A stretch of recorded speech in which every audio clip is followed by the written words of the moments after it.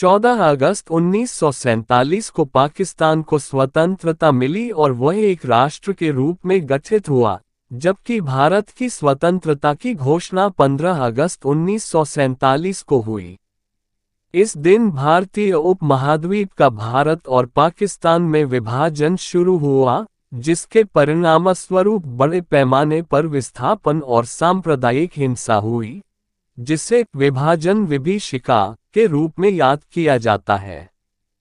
पाकिस्तान की स्वतंत्रता 14 अगस्त 1947 को पाकिस्तान एक स्वतंत्र डोमिनियन प्रभुत्व के रूप में ब्रिटिश शासन से मुक्त हुआ और मुस्लिम लीग के नेताओं ने मोहम्मद अली जिन्ना को कराची में पहले गवर्नर जनरल के रूप में शपथ दिलाई। भारत का विभाजन। ये भारतीय स्वतंत्रता अधिनियम 1947 के तहत ब्रिटिश भारत का दो देशों, भारत और पाकिस्तान में विभाजन का दिन था, जिसके कारण लाखों लोगों का विस्थापन हुआ। विभाजन विभीषिका। इस दिन और इसके बाद के महीनों में सांप्रदायिक हिंसा और बड़े पैमाने पर हताहत हुए, जिससे हिंदू, मुस्लिम और सिख समुदायों को दर्द और पीड़ा झेलनी पड़ी।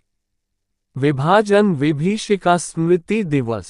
ये दिन भारत में विभाजन विभीषिका स्मृति दिवस के रूप में मनाया जाता है, जो विभाजन के दौरान लोगों के दर्द और बलिदान को याद करने के लिए समर्पित है।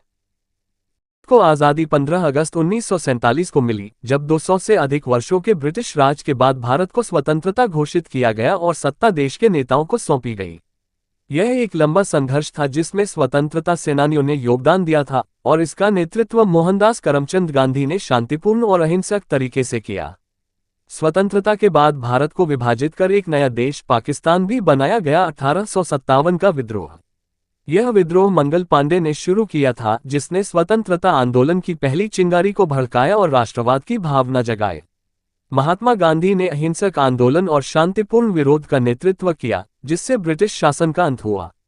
20 फरवरी 1947 को ब्रिटिश प्रधानमंत्री क्लीमेंट एटली ने घोषणा की कि जून 1948 तक भारत को आज़ाद कर दिया जाएगा।